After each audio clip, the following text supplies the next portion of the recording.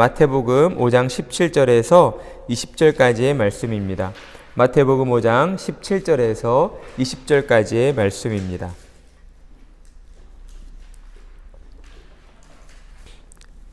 우리 한 절씩 교독하겠습니다. 내가 율법이나 선지자를 폐하러 온 줄로 생각하지 말라. 폐하러 온 것이 아니요 완전하게 하려 함이라. 실로 너희에게 이르노니 천지가 없어지기 전에는 율법의 1.1획도 결코 없어지지 아니하고 다 이루리라. 그러므로 누구든지 이 계명 중에 지극히 작은 것 하나라도 버리고 또 그같이 사람을 가르치는 자는 천국에서 지극히 작다 일컬음을 받을 것이요 누구든지 이를 행하며 가르치는 자는 천국에서 크다 일컬음을 받으리라. 다 같이 읽겠습니다.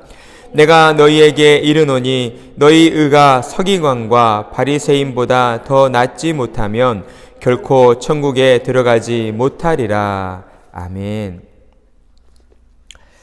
예수님은 거듭난 성도들에게 빛과 소금의 사명이 주어졌다라고 우리에게 말씀해 주셨습니다. 그리고 세상을 향한 빛과 소금의 사명이 어떤 방법으로 이루어져야 하는가? 그것은 성도들의 착한 행실을 통해서 이루어져야 한다라고 말씀해 주셨습니다. 예수님께서 지난 주일에 우리에게 들려주신 그 말씀에는 오늘날 성도들과 교회를 깨우치는 매우 중요한 말씀이라고 할 수 있습니다. 그것은 성도들이 빛과 소금의 사명을 어떤 방법으로 행해야 하는가 하는 것이었죠. 오늘날 대부분의 많은 성도들은 이 빛과 소금의 사명을 감당한다는 것을 조금은 단순하게 전도지를 돌린다든지 교회로 초청하는 그런 행위라고 생각하는 분들이 많습니다. 자신이 가지고 있는 물질을 가지고 물질을 통해서 어려운 사람들을 도와주는 것이라고 생각하는 분들이 많죠. 물론 이런 행위들도 빛과 소금의 역할을 감당하는 일이라고 할 수는 있습니다. 하지만 핵심이 되는 행위는 아니다라는 것이죠. 그렇다면 빛과 소금의 역할을 행함에 있어서 핵심이 되는 것은 무엇인가? 그것은 바로 사람들에게 착한 행실을 보여줘야 한다라는 것이었습니다. 그런데 예수님께서 말씀하신 이 착한 행실을 보여주라고 하는 것은 단순한 의미에서 선을 베푸는 것으로 그치는 것이 아니었습니다. 왜냐하면 성도에게 있어서 착한 행실이란 본질적으로 하나님과의 바른 관계로부터 시작되는 것이기 때문입니다. 하나님과 바른 관계에 있지 않은 성도는 진정한 의미의 선을 베풀 수가 없는 거예요. 그렇기 때문에 어때요? 세상에 믿지 않는 사람들이 성도들이 행하는 그 착한 행실을 통해서 마음에 감동을 받지 못하는 것입니다. 하지만 하나님과의 바른 관계에 있는 성도가 행하는 착한 행실을 통해서는 사람들이 감동을 받는 거예요. 그리고 그 감동으로 말미암아 하나님을 찾게 되어지고 결과적으로 예수님이 우리에게 말씀하신 것처럼 세상이 하나님께 영광을 돌리게 되는 그런 일들이 이루어지게 된다라는 것입니다. 그러니 성도는 우선적으로 하나님과 바른 관계를 맺어야 하는 거예요. 그러면 우리는 하나님과 바른 관계를 어떤 방법으로 맺을 수 있습니까? 무엇을 통해서 하나님과 바른 관계를 맺을 수 있습니까? 하나님께서 우리에게 계시해 주신 성경을 통해서 하나님과 바른 관계를 맺을 수 있는 것입니다. 성경을 바르게 알고 배우는 일에 열심을 내어야 하는 것이죠. 왜냐하면 하나님께서 계시해 주신 성경을 통하지 않고서는 하나님이 어떤 분이신지 알 수도 없고 또한 하나님과 바른 관계를 맺을 수도 없기 때문입니다. 그런데 오늘날 문제는 무엇입니까? 교회와 성도들이 하나님과 바른 관계를 맺기 위해 하나님을 아는 일을 너무 등한시 여기고 있다는 것이죠. 예수님을 믿고 교회만 잘 다니면 되지 머리 아프게 꼭 성경 공부를 해야 하느냐? 우리 오후 시간에 무슨 시간을 가지고 있어요? 교리 공부, 소요리 문답을 배우는 교리 공부 시간을 가지고 있잖아요. 이런 교리에 대해서 우리가 배워야 한다라고 말하면 많은 성도님들이 머리 아파서 싫어합니다. 왜 꼭 그것을 배워야 하느냐라고 반문하시는 분들이 있어요. 그런데 우리는 심각하게 오늘의 교회와 성도들의 현실을 돌아봐야 하는 것이죠. 오늘날 교회가 교회답지 못하고 성도가 성도답지 못하는 이유가 어디에 있는가? 세상이 성도를 우습게 여기고 교회를 조롱하고 비난하는 이유가 무엇인가를 우리가 돌아봐야 하는 겁니다. 세상이 악하기 때문입니까? 아닙니다. 오히려 그 반대인 거예요.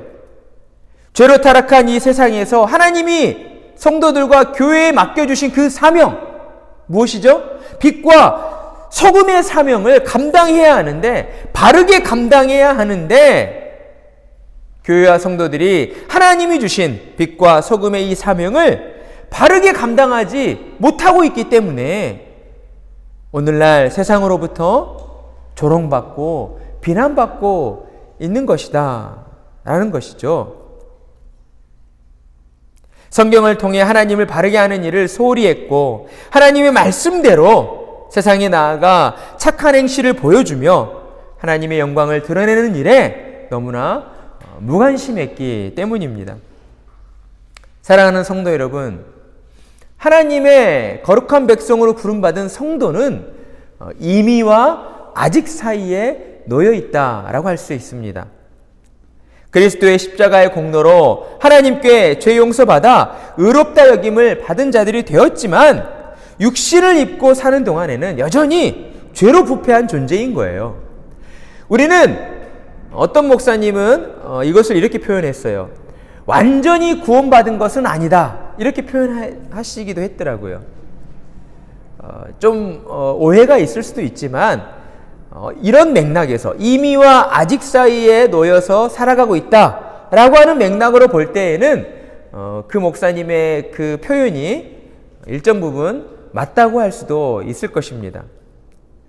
우리가 분명 구원받은 건 확실하지만 완전한 구원을 누리며 살고 있지는 않다는 거예요. 그렇다면 완전한 구원은 언제 이루어집니까? 예수님께서 심판주로 다시 오셨을 때에, 다른 말로 예수님이 재림하실 때에, 예수님께서 구름 타고 다시 오시겠다라고 약속해 주셨거든요. 예수님께서 이제 예수님을 믿는 양무리들과 그렇지 않은 염소 무리들을 이제 심판하시기 위해 이 땅에 심판주로 오실 거예요. 그때에 비로소 우리에게 새 하늘과 새 땅이 임하게 되는 거죠. 하나님께서 예비해 주신 완전한 하나님의 나라, 죄가 없는 하나님의 나라, 그 천국에서 살게 되는 그 날이 예수님께서 재림하심으로 이루어지게 되는 것입니다.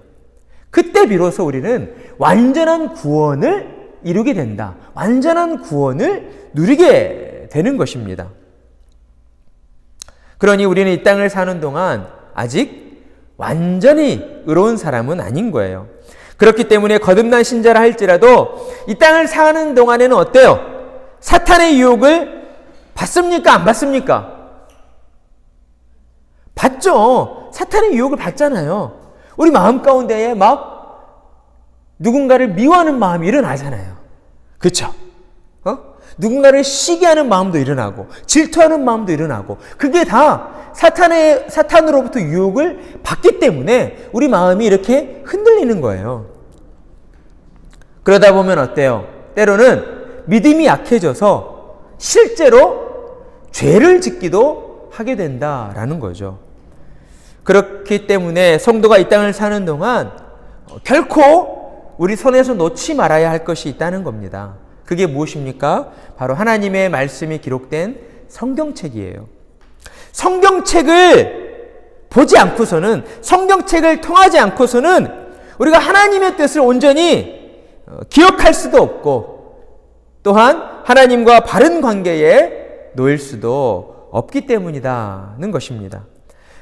따라서 성경을 공부하고 배우는 일은 성도에게 주어진 책임이자 의무라고 할 수 있어요. 성도는 죽을 때까지 성경을 품에 끼고 성경을 읽고 묵상하고 하나님에 대해 더 깊이 알아가야 하는 것입니다. 우리가 신학적으로 이런 말이 있어요. 유한이 무한을 담을 수 없다. 무슨 말인지 이해가 돼요? 유한한 그릇이 무한한 것을 담을 수 없다는 거예요.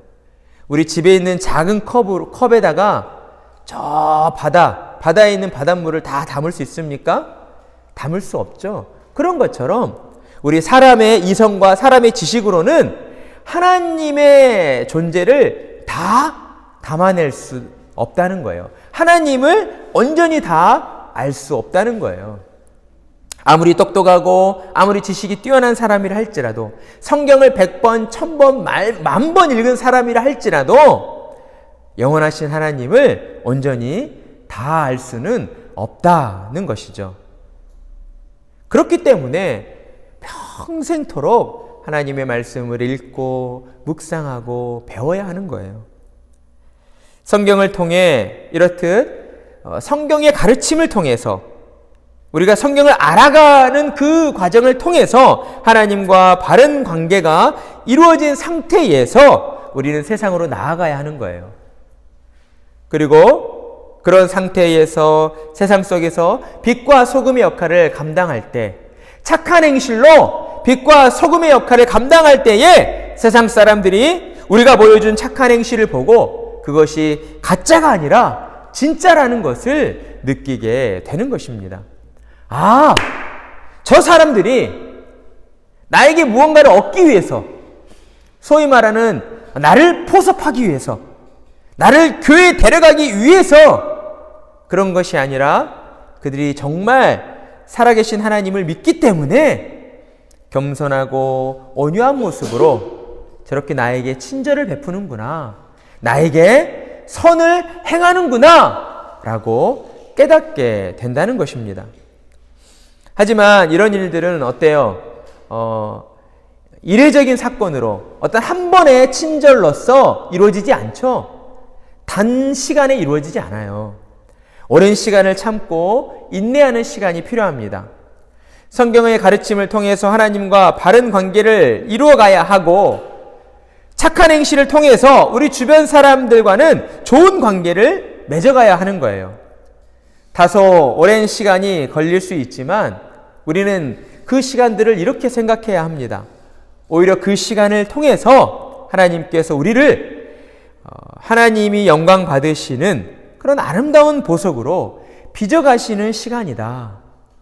우리를 정금과 같은 정말 아름다운 모습으로 빚어가시는 하나님의 시간이다라고 우리는 믿고 그 믿음으로 인내하면서 우리에게 주어진 빛과 소금의 사명을 감당해 나가야 한다는 것이죠. 그리고 이어지는 이제 오늘 17절에서 20절까지의 말씀은 이제 예수님께서 율법, 그 당시 유대인들이 가장 중요하게 여겼던 것이 하나님께서 구약시대에 시내산에서 모세를 통해 주셨던 십계명, 율법이에요. 그러니까 유대인들을 향해서 예수님과 이 율법이 어떤 관계에 놓여 있는가를 우리에게 말씀해 주시기 시작합니다.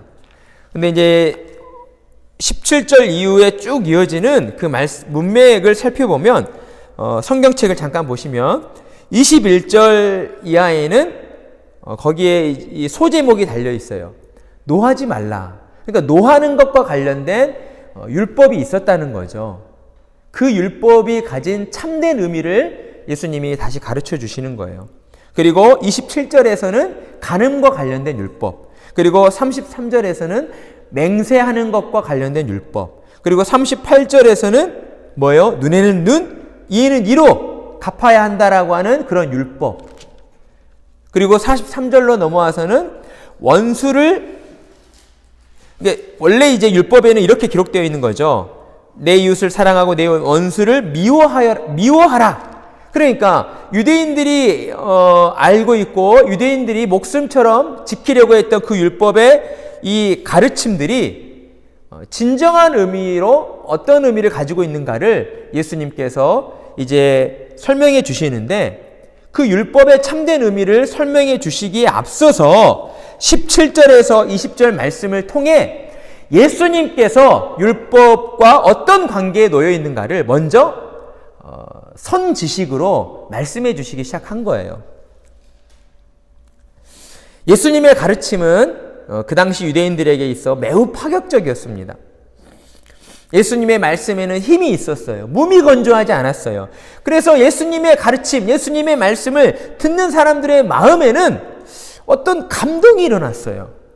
자, 그런데 감동이 일어남과 동시에 유대인들에게는 어떤 마음이 있었냐면, 예수님의 그 가르침이 좋기는 한데 왠지 바리새인들과 서기관들이 그리고 그들이 우리에게 지금까지 가르쳐 주었던 율법과는 조금 다른 것 같아.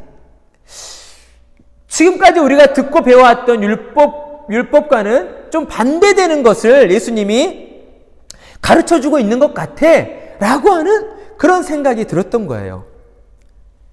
예수님은 사람의 마음의 중심을 보시잖아요. 예수님은 사람의 생각을 읽으시는 분이시잖아요. 그들의 그런 생각을 아셨던 예수님께서는 이제 17절에서 예수님이 이 땅에 오신 것은 율법이나 선지자를 폐하러 온 것이 아니라 어때요? 무엇 하러 오셨다고요? 17절에 보면 그렇죠. 완전하게 하려 함이라.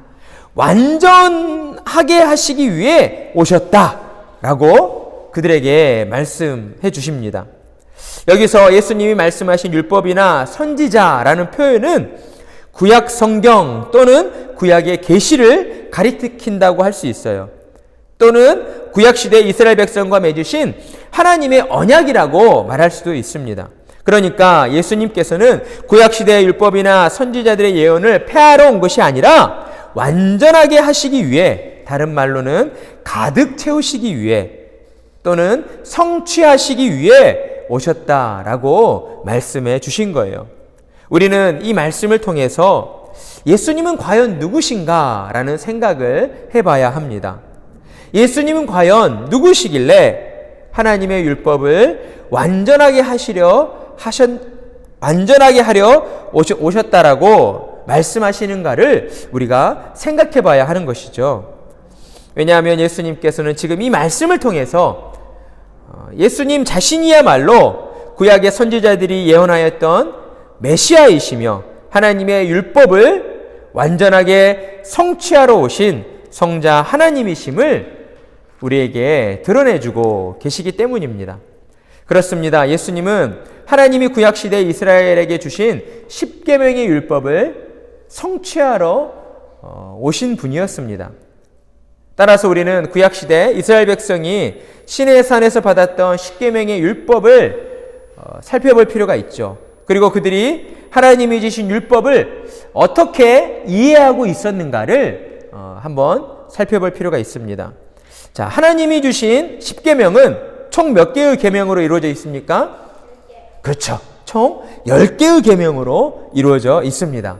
자, 그런데 이 10개의 계명은 크게 나누어 볼 때에는 몇 개의 계명으로 나눌 수가 있습니까? 그렇죠. 2개. 크게는 2개의 계명으로 나눌 수가 있어요. 1계명에서 4계명까지는 하나님을 사랑하는 것. 그러니까 하나님의 택한 백성이 하나님을 향해서 어떻게 행해야 하는가, 하나님을 어떻게 믿어야 하는가, 하나님을 향한 사랑이고, 그리고 5계명부터 10계명까지는 우리의 이웃을 향해서, 그러니까 곧 하나님의 택한 백성들이 세상에서 어떻게 살아야 하는가, 우리 주변의 이웃을 사랑하라고 하시는, 이 크게 볼 때에 하나님 사랑, 이웃 사랑, 이 2계명으로 나눌 수가 있는 것이죠. 그런데 구약시대 이스라엘 백성들은 하나님의 계명을 어떻게 이해하고 또 어떻게 행했습니까? 그들의 행적을 살펴보면 너무 쉽게 파악이 되죠. 그들은 자신의 두 눈으로, 그러니까 애굽 땅의 노예로 지내고 있던 히브리 민족들이 하나님의 은혜로 말미암아 애굽 땅에서 이제 자유함을 얻게 되었어요. 그들은 자신의 두 눈으로 하나님께서 애굽 땅에 내리신 그 10가지 재앙을 보았습니까? 못 보았습니까? 그들이 직접 다 보았죠. 그러니까 그들이 직접 다 보고 경험했어요. 하나님께서 내리신 10가지 재앙, 그리고 홍해를 가르시고 광야에서 만나를 내리시고 그리고 바위에서 물이 샘솟게 하시는 놀라운 기적들을 이스라엘 백성들은 다 보고 경험했습니다. 그럼에도 불구하고 그들은 어땠습니까? 출애굽기의 말씀을 보면 그들은 어땠어요? 하나님이 약속해 주신 가나안 땅으로 향해 가는 내내 계속해서 하나님을 의심했어요. 하나님의 약속을 의심했어요. 그리고 하나님을 향해서 불평과 불만을 쏟아냈습니다. 심지어 그들은 모세가 하나님께 십계명을 받으러 시내 산에 올라간 사이에 어때요? 금을 모아가지고 송아지 우상을 만들어냈죠. 그리고 그 송아지 우상을 가리켜서 이것이 너희를 애굽에서 인도해낸 신이라고 하며 하나님을 모욕하기까지 했습니다. 그들은 하나님이 주신 십계명의 그 율법을 통해서 무엇을 발견해야 했습니까?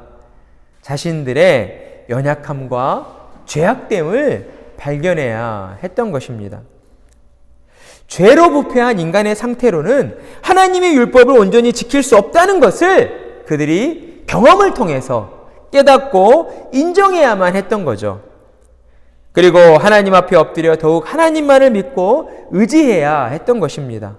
그것이 바로 율법이 가지고 있는 기능인 것이에요. 율법은 이스라엘 백성들을 구속하기 위한 것이 아니었어요.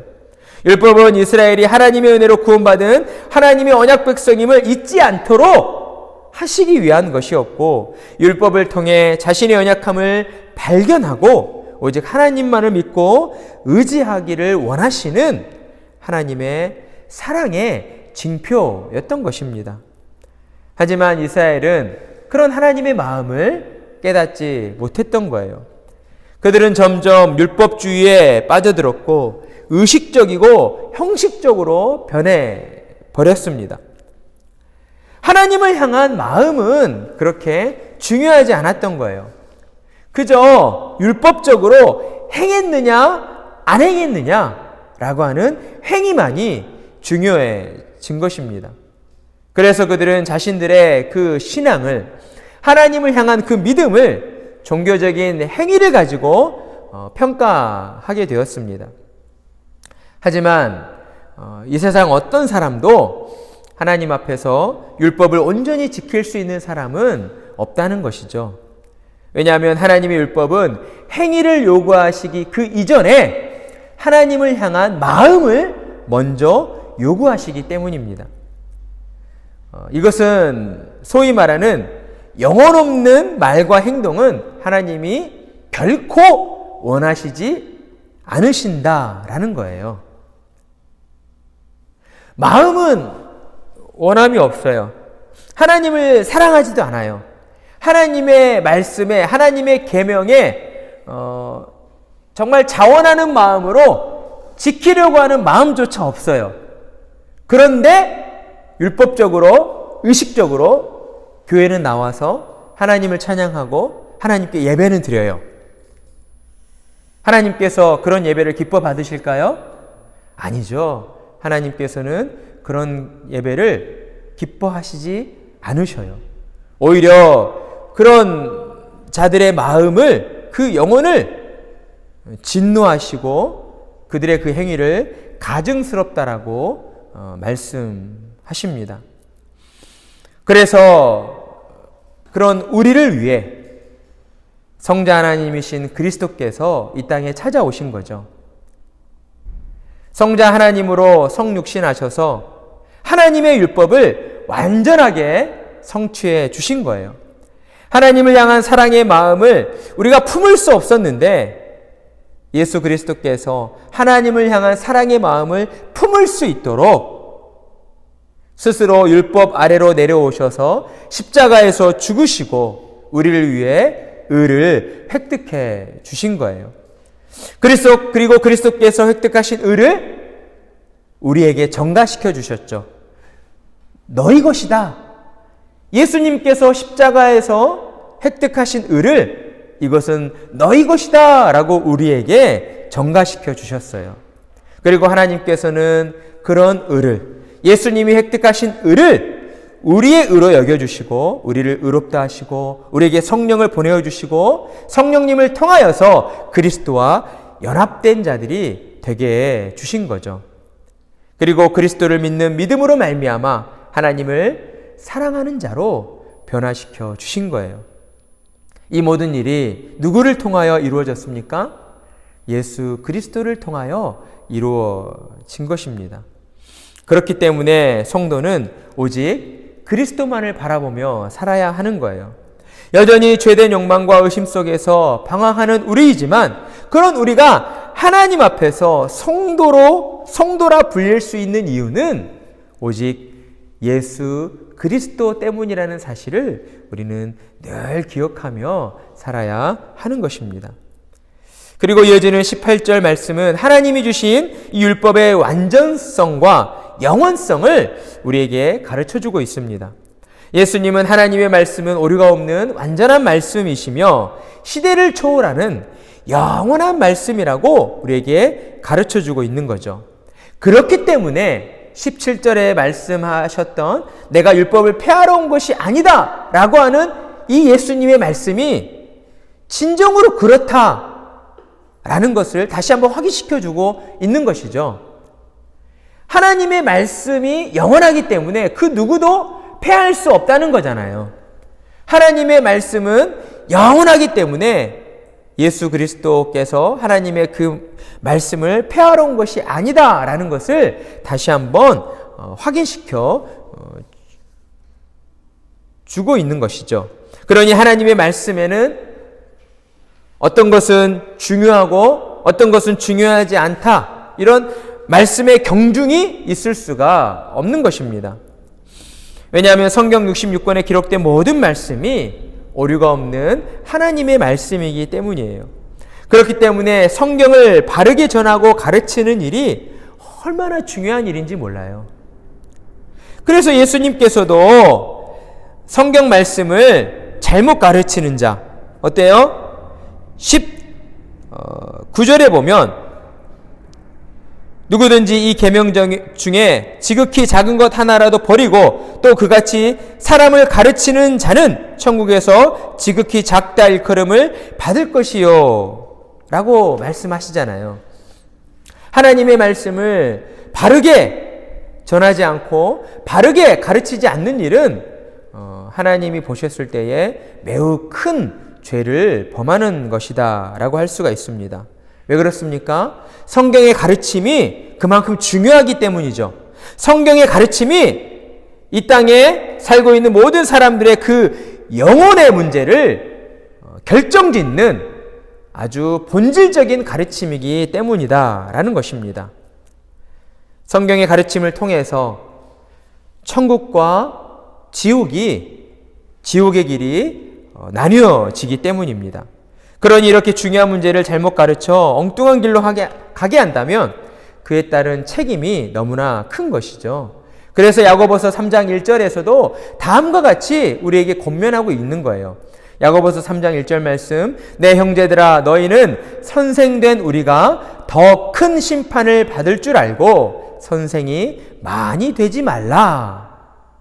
가르치는 선생이 많이 되라고요? 아니요. 가르치는 선생이 많이 되지 말 것을 오히려 권면하고 있는 거예요.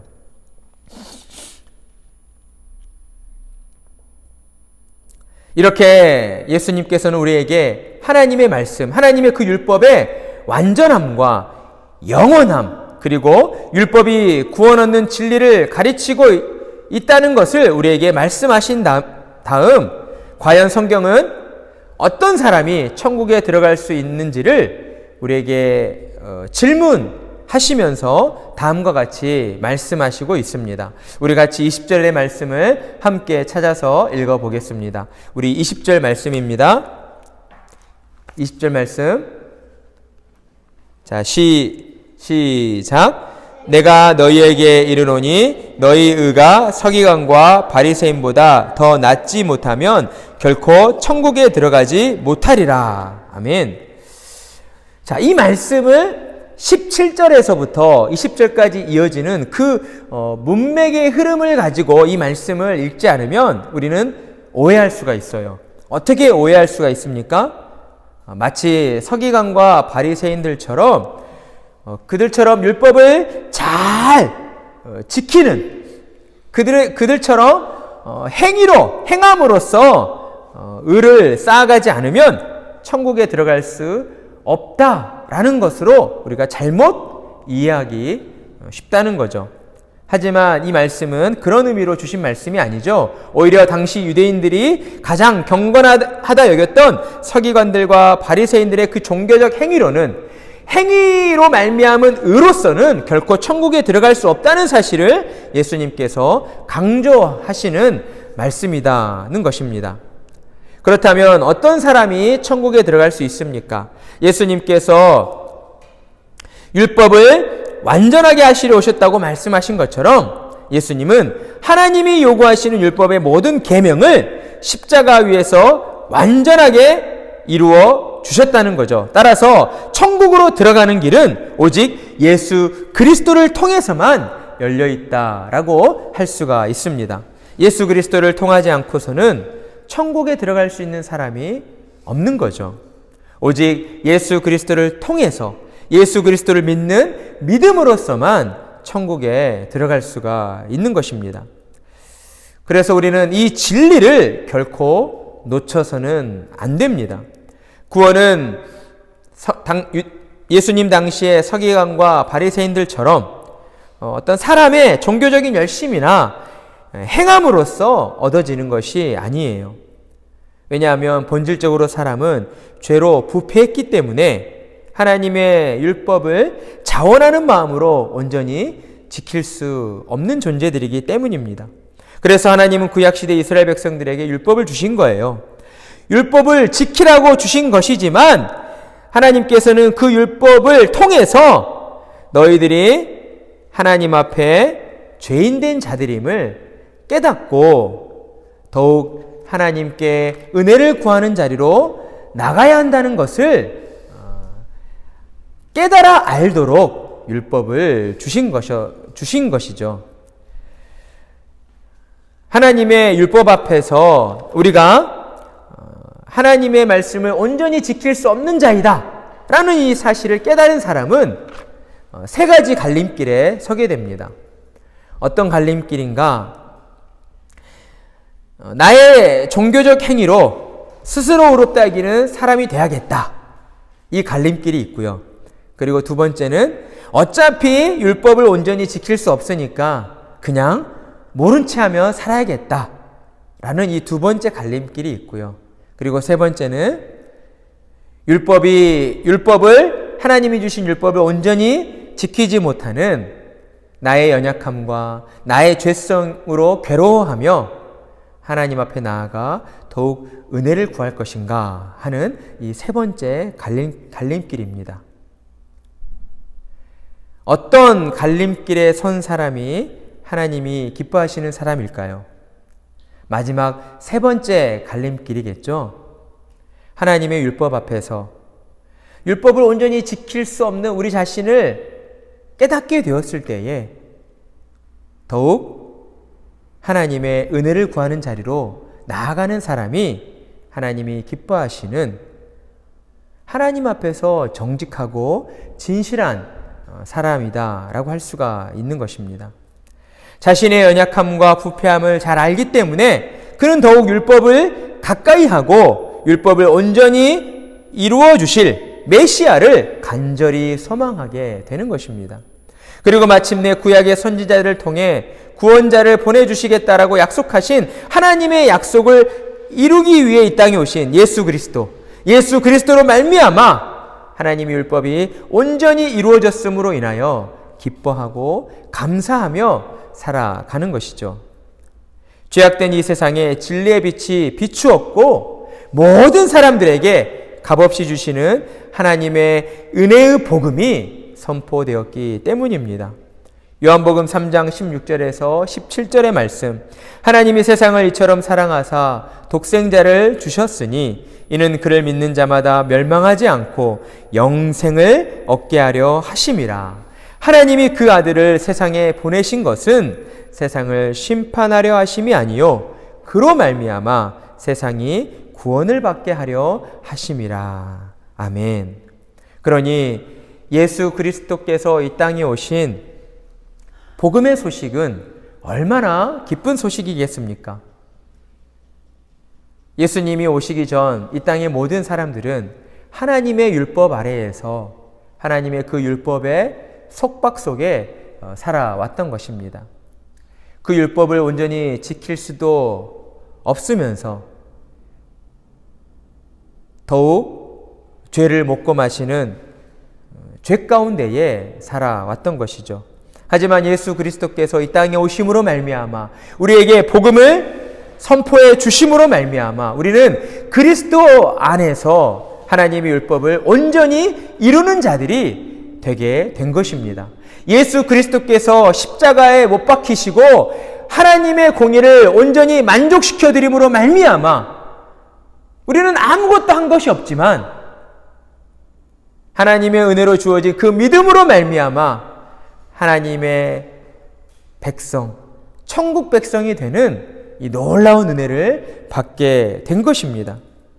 그러니 우리는 이 땅을 사는 동안 늘 하나님의 은혜에 감사하며 더욱 우리를 위하여 십자가 위에 매달려 주신 성령님을 통하여 우리와 하나 되어 주신 예수님을 더욱 온전히 바라봐야 하는 거예요. 예수님을 더욱 온전히 믿고 의지하는 마음으로 우리가 이 땅을 살아가야 하는 것입니다. 그리고 우리에게 주신 하나님의 말씀을 어때요? 감사하는 마음으로, 기뻐하는 마음으로 순종하며 살아가야 하는 거예요. 하나님께서 우리에게 모든 것을 주셨기 때문에 우리에게 모든 것을 이룰 수 있는 능력과 힘을 주셨기 때문에 그로 말미암아 우리는 기뻐하고 감사하며 우리에게 주신 하나님의 말씀에 순종하는 자로 살아가야 한다라는 것입니다. 우리가 예수님 안에 거할 때에 우리는 참된 자유와 기쁨을 누릴 수가 있습니다. 예수님을 떠나서는 우리는 아무것도 할 수가 없는 거예요. 어떤 의미로는 아무것도 아닌 자가 되는 거예요. 오직 예수님 안에 거할 때에 우리가 하나님께로부터 의롭다 여김을 받게 되고 또 하나님의 말씀에 자원하는 마음으로 기꺼이 순종하는 자로 살아갈 수 있게 되는 것입니다. 이 땅을 사는 동안 하나님의 말씀을 가까이 하시고 그 말씀을 통해 하나님이 어떤 분이시고 예수님이 어떤 분이신가를 더 깊이 깨달아 아심으로 세상에 나아가 하나님을 기쁘시게 해드리는 복음 안에서 참된 기쁨과 자유함을 누리며 살아가시는 복된 성도들이 다 되시기를 축복합니다. 아멘.